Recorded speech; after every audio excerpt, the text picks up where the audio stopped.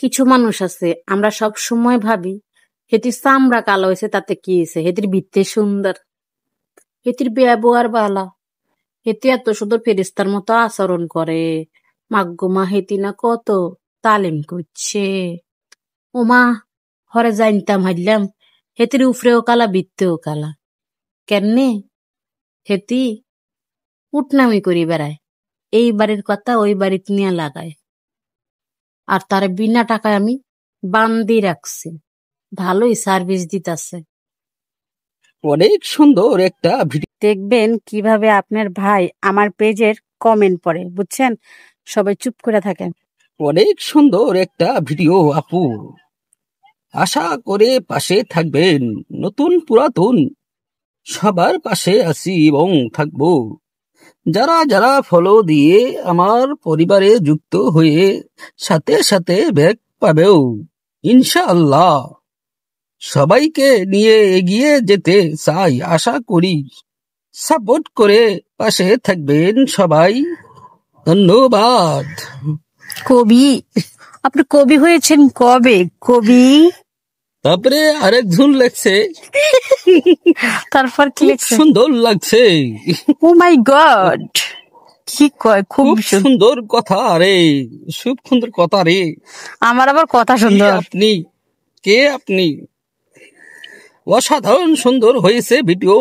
ওরে বাবা, অনেক সুন্দর কথা বলছেন দিদি ভাই। আসেন সবাই আচার খাই।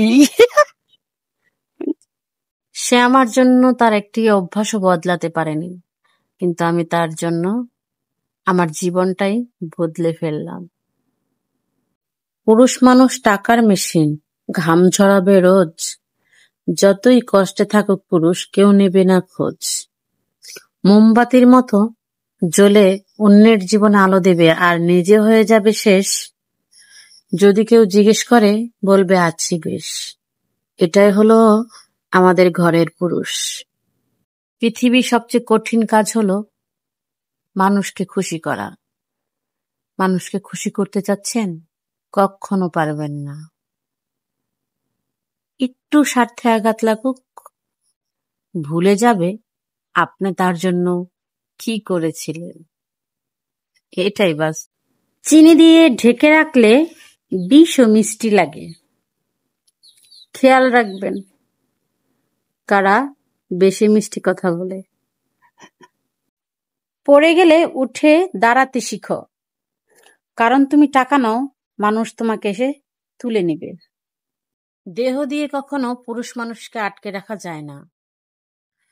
পুরুষকে আটকে রাখতে হলে যত্ন আর ভালোবাসা লাগে।